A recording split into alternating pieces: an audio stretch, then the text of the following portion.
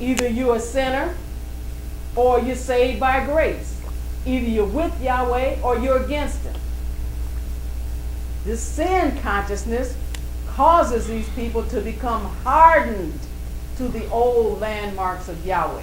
So when Yahweh brings revelation, because we were the ones that were deceived, and Yahweh's going to show us, the whole world, he said, was deceived. We were in that deception. And in some areas, he's still bringing us up out of deception. So we shouldn't be smug and think that we have never been deceived. Yes, we have. But this sin consciousness causes people to become hardened to the old landmarks of Yahweh. Let's go to Hebrews, the 3rd chapter. So when Yahweh comes bringing his revelation, telling truth, the hardness and the deceitfulness of this sin consciousness causes them to reject it. Causes them to be smug and think they know some things that they don't know. Hebrews 3, and we're going to start at verse 13. And Hebrews 3 and 13 reads, But exhort one another daily while it is called today, lest any of you be hardened through the deceitfulness of sin. So sin, having a conscience seared with a hot iron, it makes you hard. It makes you turn a deaf ear to Yahweh. As Yahweh said about his people, it makes them jerk away the shoulder and have a stiff neck and not want to hear the truth of how Yahweh did things at the beginning or at any other time. They want to make their own way and then think Yahweh's going to say, oh, okay, well, you want to do it that way, so I'm going to make a special exception for you and let you do it that way. That is being deceived. He said, lift up one another every day. Today is the day to lift up, to encourage, to help people to go on with Yahweh, to show people the way to submit to Yahweh and receive when he's giving forth his revelation. He said, lest any of you be hardened through the deceitfulness of sin. And sin makes us pull away from Yahweh. Adam and Hawa were running to Yahshua in the garden until they sinned. Then they went and hid themselves. So that makes you pull away from Yahweh and harden yourself to Yahweh. Verse 14. For we are made partakers of Mashiach, if we hold the beginning of our confidence steadfast unto the end. 15. While it is said, today, if ye will hear his voice, harden not your hearts, as in the provocation. So we are a part of Mashiach only if we keep our first love. Only if we keep that fire burning bright. And the way we keep the fire burning bright is let Yahweh keep putting wood on it, which is his revelation and knowledge. Don't stop him from putting wood on it. Don't get presumptuous like we know it all, or we know what Yahweh is showing us until he actually shows it to us, and accept it when he shows it to us. It said, today if you hear Ruach HaKodesh speaking his voice, don't harden your mind. Don't close your mind down. Like the children of Israel did in the wilderness. And what did they do? The majority of them wandered around for 40 years until they all died.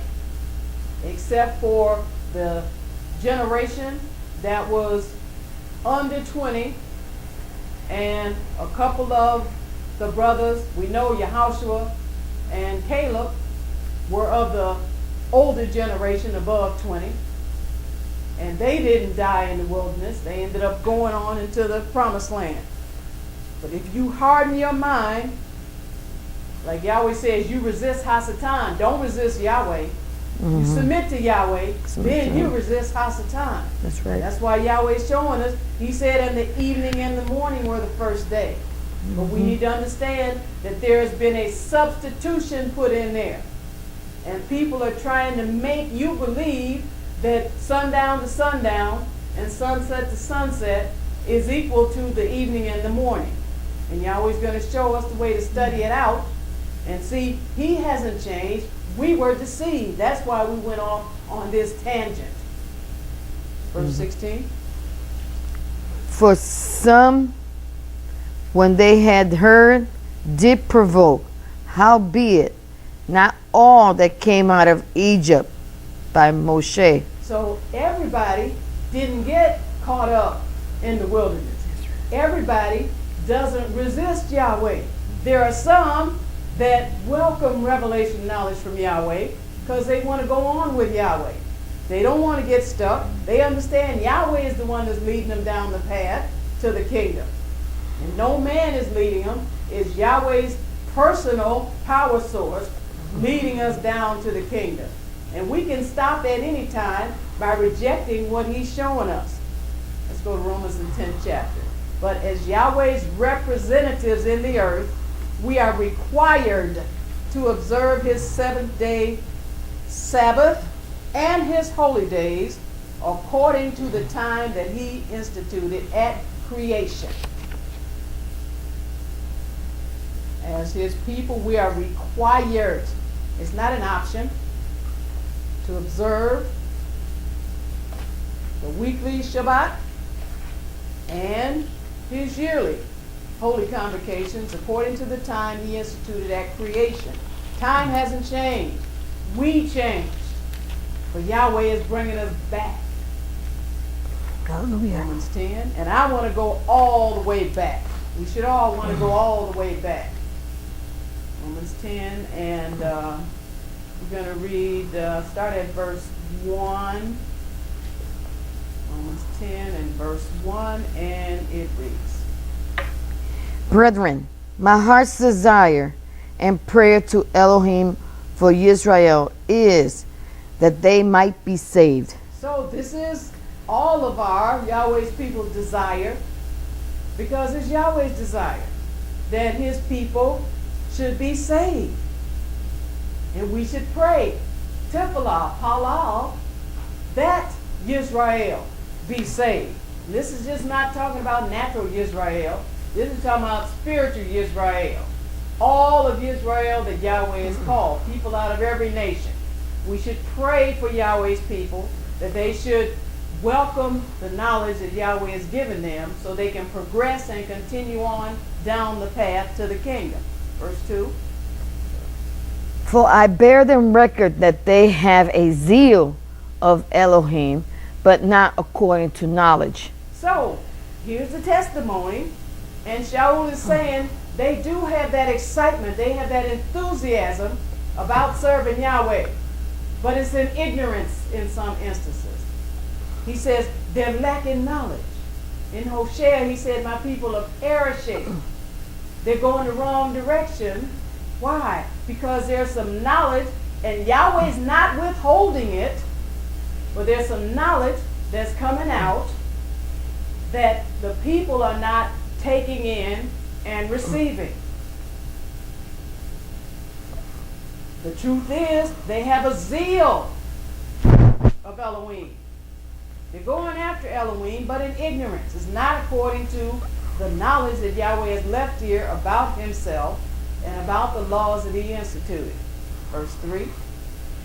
For they, being ignorant of Elohim's righteousness and going about to establish their own righteousness, have not submitted themselves unto the righteousness of Elohim. So Yahweh is saying, his people, they have a zeal of him, but they are ignorant of how to walk in righteousness, how to be righteous, how to appropriate the righteousness that Yahshua purchased for them at Calvary.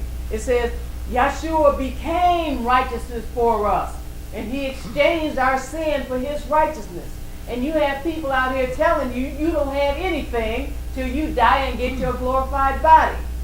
You just a raggedy old sinner, and you can sin at any moment because you're in the flesh.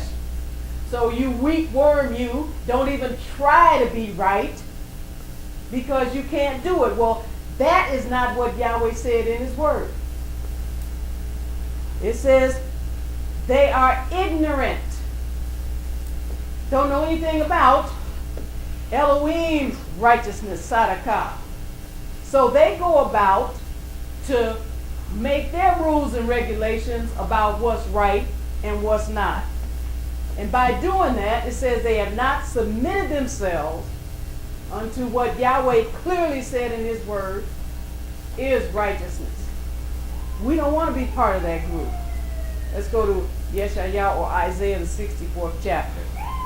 Substituting sundown to sundown for evening and morning is us establishing our own righteousness.